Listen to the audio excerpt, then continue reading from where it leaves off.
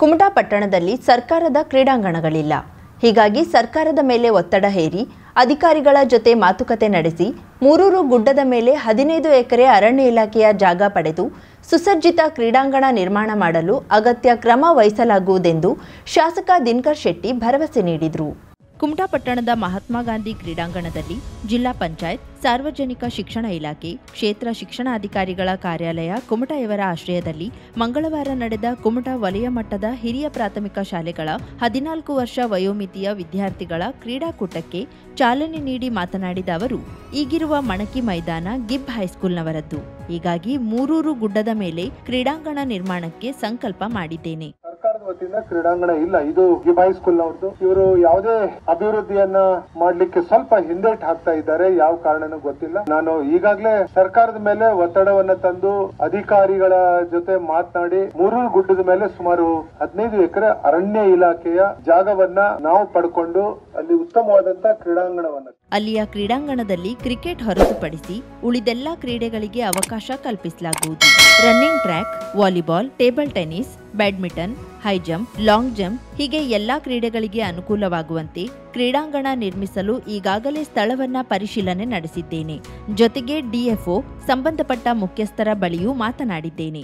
Cricket ಹೊರತುಪಡಿಸಿ running ಗೆ track ಗಳನ್ನ ನಿರ್ಮಾಣ ಮಾಡುವಂತದ್ದು ಮತ್ತು volleyball, indoor games, table tennis, badminton, ball badminton, high jump, long jump ಇದೆಲ್ಲದಕ್ಕೂ ಅನುಕೂಲ ಆಗುವ ದೃಷ್ಟಿಯಲ್ಲಿ ಸುಮಾರು 15 ಎಕರೆ ಜಾಗ ಈಗಾಗಲೇ ನೋಡ್ಕೊಂಡು ಬಂದಿದ್ದೇನೆ. ನಾನು ಡಿಎಫ್ ಅವ್ರ ಹತ್ರ ಕರೆಸಿ ಮಾತನಾಡಿದ್ದೇನೆ. ಸಂಬಂಧಪಟ್ಟಂತ ಮುಖ್ಯಸ್ಥರ ಜೊತೆ ಮಾತಾಡಿದ್ದೇನೆ. ನನ್ನ ಶಾಸಕತ್ವದ ಅವಧಿಯೊಳಗೆ ಸುಸಜ್ಜಿತ ಕ್ರೀಡಾಂಗಣ ಮಾಡಬೇಕು ಎಂಬ ಕನಸಿದೆ. ಕ್ರೀಡಾಂಗಣ ನಿರ್ಮಾಣಕ್ಕೆ ಹಣಕಾಸಿನ ಅವಶ್ಯಕತೆಯೂ ತೀರಾ ಇದೆ.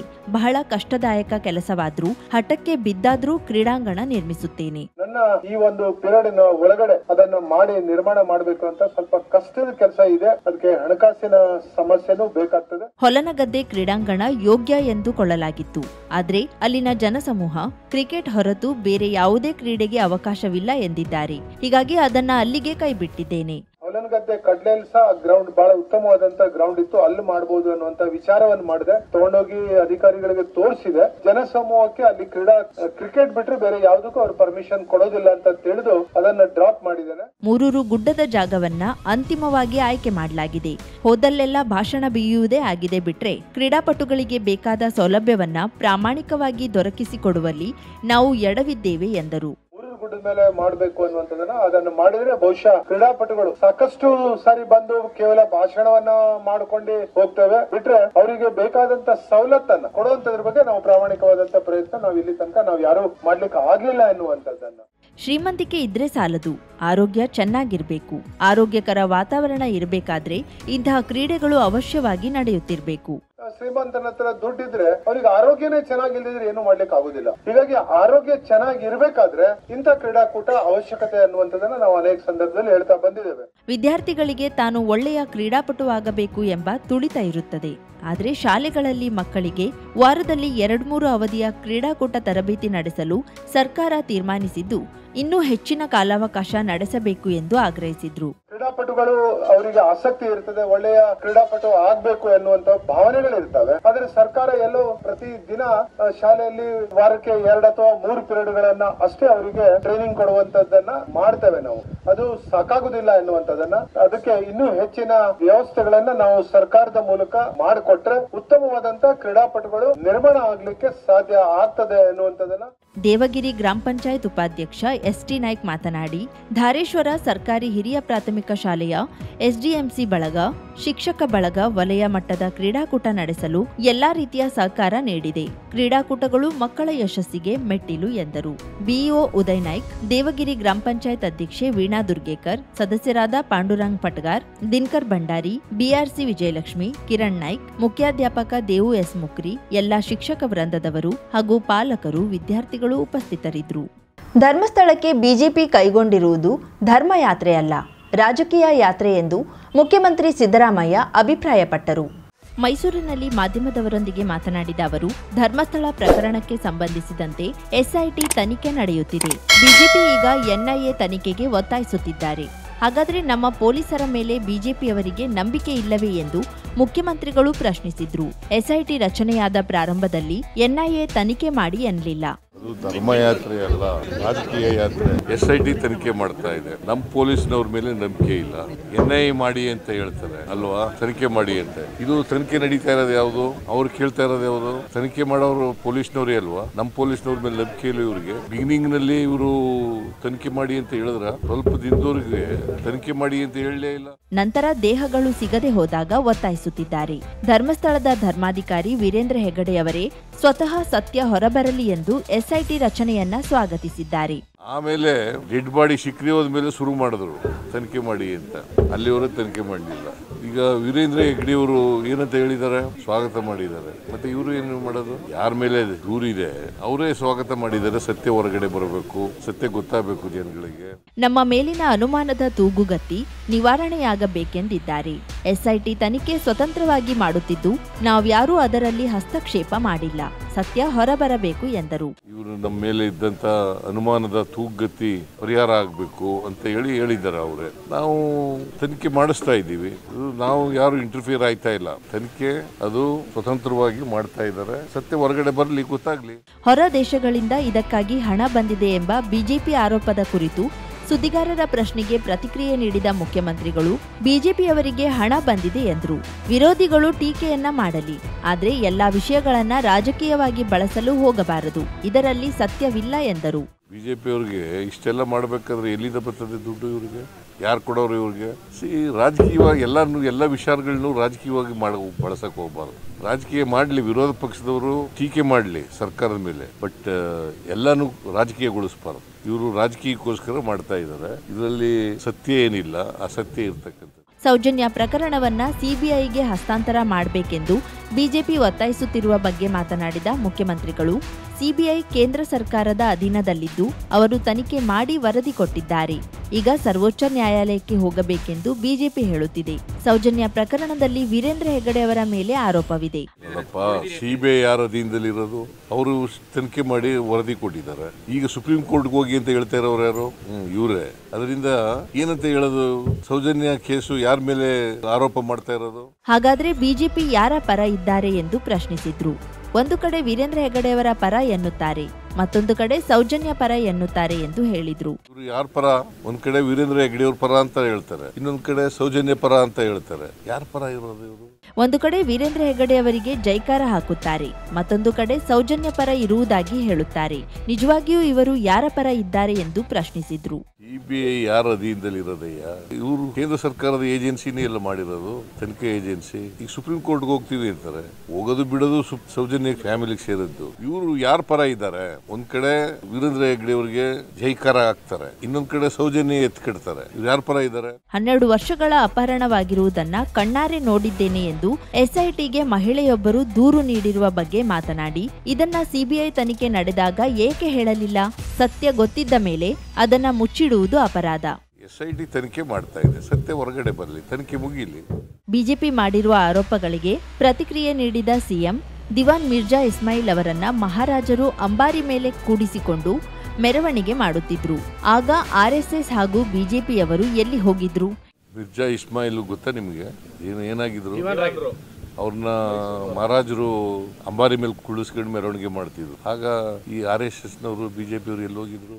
2017ರಲ್ಲಿ ಕವಿ ನಿಸಾರ್ ಅಹಮದ್ ಅವರು ದಸರಾ ಉದ್ಘಾಟನೆ ಮಾಡಿದ್ರು. ಆಗ ಇವರೆಲ್ಲ ಎಲ್ಲಿ ಹೋಗಿದ್ರು? ನಮ್ಮ ಇವನ್ ಕೈಲಿ 2017ರಲ್ಲಿ ನಿಸಾರ್ ಅಹಮದ್ ಹಾಗೆ ಎಲ್ಲಿ ಹೋಗಿದ್ರು? ಬಾನು ಅವರು ಕುಂಕುಮದ ಬಗ್ಗೆ ಮಾತನಾಡಿದ್ದಾರೆ ಎನ್ನುವುದು ನನಗೆ ತಿಳಿದಿಲ್ಲ.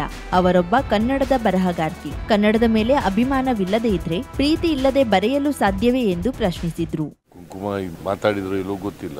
ಶೀಶೆ ರೈಟರ್ ಇನ್ ಕನ್ನಡ. ಕನ್ನಡದ ಬಗ್ಗೆ ಅಭಿಮಾನ ಇಲ್ಲದವ್ರು ಕನ್ನಡ ಬರೆಯಕ್ಕಾಗತ್ತಾ? ಆಸಕ್ತಿ ಇಲ್ಲದವ್ರು ಬರೆಯಕ್ಕಾಗತ್ತಾ? ಪ್ರೀತಿ ಇಲ್ಲದವ್ರು ಬರೆಯಕ್ಕಾಗತ್ತಾ? ಹೇಳಿ ನೀವೇ. ಬಾನು ಅವರು ಕುಂಕುಮ ಹಚ್ಚಿಕೊಂಡು ದಸರಾ ಉದ್ಘಾಟಿಸಲಿ ಎಂದು ಬಿಜೆಪಿಯವರು ಒತ್ತಾಯಿಸಿರುವ ಬಗ್ಗೆ ಮಾತನಾಡಿ, ಬುಕರ್ ಪ್ರಶಸ್ತಿ ವಿಜೇತರಾದ ಬಾನು ಮುಷ್ತಾಕ್ ಓರ್ವ ಮುಸ್ಲಿಂ ಮಹಿಳೆಯಾಗಿದ್ದು ಕುಂಕುಮ ಹಚ್ಚಿಕೊಳ್ಳುವುದು ಅವರ ಧರ್ಮದಲ್ಲಿಲ್ಲ. ಅವ್ರು ಬರೆದಿರ್ತಕ್ಕಂಥ ಪುಸ್ತಕಕ್ಕೆ ಬುಕರ್ ಪ್ರಶಸ್ತಿ ಬಂದಿದೆ. ಶೀಶೆ ಮುಸ್ಲಿಂ ಧರ್ಮದವರು ಲೇಡಿ, ಅವಳು ಕನ್ನಡದಲ್ಲಿ ಬರೆದಿದ್ದಾರೆ. ಕುಂಕುಮ ಹಾಕೊಳ್ಳೋದು ಧರ್ಮದಲ್ಲಿ ಇದೆಯಾ? ದಸರಾ ಹಬ್ಬವನ್ನ ನಾಡ ಹಬ್ಬ ಎಂದು ಆಚರಿಸುತ್ತೇವೆ.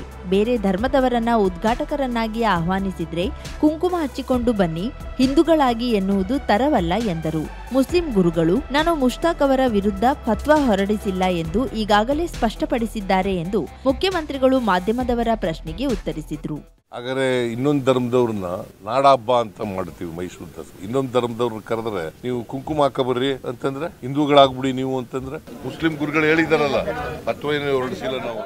50,000ಕ್ಕೂ ಅಧಿಕ ಸಬ್ಸ್ಕ್ರೈಬರ್ಸ್, 1.68 ಕೋಟಿಗೂ ಮೀರಿದ ವ್ಯೂಸ್, ಸುದ್ದಿಯೊಂದು 10 ಲಕ್ಷಕ್ಕೂ ಹೆಚ್ಚು ವ್ಯೂಸ್ ಕಂಡ ಹೆಗ್ಗಳಿಕೆ, ವಸ್ತುನಿಷ್ಠ ಮತ್ತು ಖಾತ್ರಿಯಾದ ವರದಿಗಾರಿಕೆ, ಉತ್ತರ ಕನ್ನಡದ ಅತಿ ಹೆಚ್ಚು ಸಬ್ಸ್ಕ್ರೈಬರ್ ಹೊಂದಿರುವ ಯೂಟ್ಯೂಬ್ ಚಾನೆಲ್. ಕರಾವಳಿ ಮುಂಜಾವು ಡಿಜಿಟಲ್ ವೀಕ್ಷಕರಿಗೆ ಧನ್ಯವಾದ. ಇನ್ಮುಂದೆ ಸುದ್ದಿಯಲ್ಲ ಮತ್ತಷ್ಟು ಸೊಗಸು. ನಿಮ್ಮಲ್ಲಿಯ ಸಭೆ ಸಮಾರಂಭ, ಅಂಗಡಿ ವ್ಯಾಪಾರ ಮಳಿಗೆಯ ಸಹಕಾರಿ ಸಂಸ್ಥೆಯ ಶುಭಾರಂಭದ ಕಾರ್ಯಕ್ರಮಗಳ ವಿಸ್ತೃತ ವಿಡಿಯೋ ಸುದ್ದಿ. ಸಂಪರ್ಕಿಸಿ ನಮ್ಮ ಕರಾವಳಿ ಮುಂಜಾವು ಡಿಜಿಟಲ್ ಪ್ರತಿನಿಧಿಗಳನ್ನ.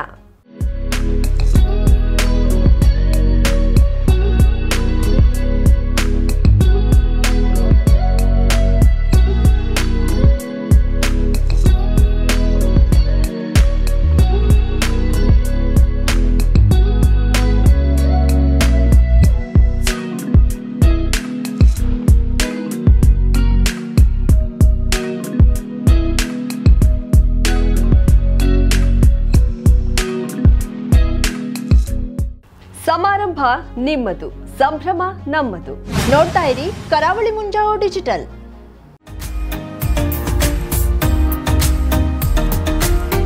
ಮಿಲನ್ ಎಂಟರ್ಪ್ರೈಸಸ್ ಬೃಹತ್ ಎಲೆಕ್ಟ್ರಾನಿಕ್ ಹಾಗೂ ಫರ್ನಿಚರ್ ಮಳಿಗೆ. ಉತ್ತರ ಕನ್ನಡ ಜಿಲ್ಲೆಯಲ್ಲೇ ಅತಿ ಹೆಚ್ಚು ಮಳಿಗೆಗಳನ್ನ ಹೊಂದಿರುವ, ಅತಿ ಹೆಚ್ಚು ಸಂತೃಪ್ತ ಗ್ರಾಹಕರನ್ನ ಹೊಂದಿರುವ ಮೂಲಕ ಹೆಗ್ಗಳಿಕೆಗೆ ಪಾತ್ರವಾಗಿರುವ ಏಕೈಕ ಸಂಸ್ಥೆ ಮಿಲನ್ ಎಂಟರ್ಪ್ರೈಸಸ್. ನಮ್ಮ ಮಳಿಗೆಗಳಲ್ಲಿ ಪ್ರಸಿದ್ಧ ಕಂಪನಿಗಳ electronic refrigerator, washing machine, LED TV, ಎಸಿಗಳು ಲಭ್ಯ. ಭಾರತದ ಕರಾವಳಿ ಹವಾಮಾನಕ್ಕೆ ಹೊಂದಿಕೊಳ್ಳುವ ನಂಬರ್ 1 ಬ್ರ್ಯಾಂಡ್ ಆದ ಗೋದ್ರೇಜ್ ಕಂಪನಿಯ ಕಪಾಟು, ಆಫೀಸ್ ಟೇಬಲ್, ಆಫೀಸ್ ಚೇರ್, ಬ್ಯಾಂಕ್ಗಳಿಗೆ ಹಾಗೂ ಚಿನ್ನದ ಅಂಗಡಿಗಳಿಗೆ ಬೇಕಾಗುವ ಸೇಫ್ ಲಾಕರ್ಗಳು ಅತಿ ಕಡಿಮೆ ಬೆಲೆಯಲ್ಲಿ ಲಭ್ಯವಿದೆ. Teak wood sofa set, wooden dining table ಹಾಗೂ ಗ್ರಾಹಕರಿಗೆ ಬೇಕಾಗುವ ಅಳತೆಯಲ್ಲಿ ನಿಮ್ಮ ಮನೆಗೆ ಹೊಂದಿಕೊಳ್ಳುವ ಹಾಗೆ ಫರ್ನಿಚರ್ ಗಳನ್ನ ಮಾಡಿಕೊಡಲಾಗುವುದು. ಕಸ್ಟಮೈಸ್ಡ್ ಕಿಚನ್, ವಾರ್ಡ್ರೋಬ್ ಗಳನ್ನ ಅತಿ ಹೆಚ್ಚು ವರ್ಷಗಳ ಕಾಲ ಬಾಳಿಕೆ ಬರುವ ಹಾಗೆ ವಾರಂಟಿಯೊಂದಿಗೆ ಮಾಡಿಕೊಡಲಾಗುವುದು. ನಮ್ಮಲ್ಲಿ ಡ್ಯೂರಾಫ್ಲೆಕ್ಸ್, ಗೋದ್ರೇಜ್ ಕಂಪನಿಯ memory foam mattress, orthopaedic mattress, spring ಮ್ಯಾಟ್ರೆಸ್ಗಳು ಕಡಿಮೆ ಬೆಲೆಯಲ್ಲಿ ಲಭ್ಯ. ವಿವಿಧ ಕಂಪನಿಗಳ ನವೀನ ಮಾದರಿಯ ಮಿಕ್ಸರ್, ಗ್ರೈಂಡರ್, ಫ್ಯಾನ್, ಕುಕ್ಕರ್, ತವಾ, ಫ್ಲಾಸ್ಕ್, ಮೈಕ್ರೋ ಓವೆನ್ಗಳು ಲಭ್ಯವಿದೆ. 0% ಬಡ್ಡಿಯೊಂದಿಗೆ ಸ್ಥಳದಲ್ಲಿಯೇ ಬಜಾಜ್ ಫೈನಾನ್ಸ್ ನಿಂದ ಸಾಲ ಸೌಲಭ್ಯವಿದೆ. ಮಿಲನ್ ಎಂಟರ್ಪ್ರೈಸಸ್ ನಲ್ಲಿ ಖರೀದಿ ಮಾಡುವ ಗ್ರಾಹಕರಿಗೆ ಡಿಸ್ಕೌಂಟ್ ಮತ್ತು ಗಿಫ್ಟ್ ಜೊತೆಗೆ ಪ್ರತಿ 2,000 ರೂಪಾಯಿಗಳ ಖರೀದಿಗೆ ಒಂದು ಬಂಪರ್ ಲಕ್ಕಿ ಡ್ರಾ ಕೂಪನ್ ನೀಡಲಾಗುವುದು. ಈ ಲಕ್ಕಿ ಡ್ರಾನಲ್ಲಿ 7 ಲಕ್ಷದವರೆಗೆ ಬಹುಮಾನ ಗೆಲ್ಲುವ ಅವಕಾಶ ನಿಮ್ಮದಾಗಿರುತ್ತದೆ. ಲಕ್ಕಿ ಡ್ರಾದಲ್ಲಿ 1 ಕಾರ್, 2 ಬೈಕ್ ಮತ್ತು ರೆಫ್ರಿಜರೇಟರ್, ವಾಷಿಂಗ್ ಮಷೀನ್ ಸೇರಿದಂತೆ 30 ಲಕ್ಕಿ ಗ್ರಾಹಕರಿಗೆ ಬಹುಮಾನ ಗೆಲ್ಲುವ ಅವಕಾಶ. ಗ್ರಾಹಕರ ಸಂತೃಪ್ತಿಗೆ ನಮ್ಮ ಮೊದಲ ಆದ್ಯತೆ ಎನ್ನುವುದು ಮಿಲನ್ ಎಂಟರ್ಪ್ರೈಸಸ್ ನ ವಾಕ್ಯ. ಉತ್ತರ ಕನ್ನಡ ಜಿಲ್ಲೆಯ ನಮ್ಮ ಶೋರೂಮ್ಗಳಾದ old Mahalakshmi super market, Mulla stop ಹತ್ತಿರ, ಕಾಜುಬಾಗ್, ಕಾರವಾರ, ಅಗ್ರಿಕಲ್ಚರ್ ಆಫೀಸ್ ಎದುರುಗಡೆ, ಮಾಸ್ತಿಕಟ್ಟೆ ರೋಡ್, ಹೊನ್ನಾವರ, ಸೀಮಾ ಕಾಂಪ್ಲೆಕ್ಸ್ ಹತ್ತಿರ, Moni Basti main road, Bhatkal, Indian Bank ಎದುರು, CP Bazar road, Sirsi, JS building, JN road, Dandeli, KS building, Motikeri road, Haliyal. ಇಲ್ಲಿಗೆ ತಪ್ಪದೇ ಭೇಟಿ ನೀಡಿ ಸಂತೃಪ್ತರಾಗಿ.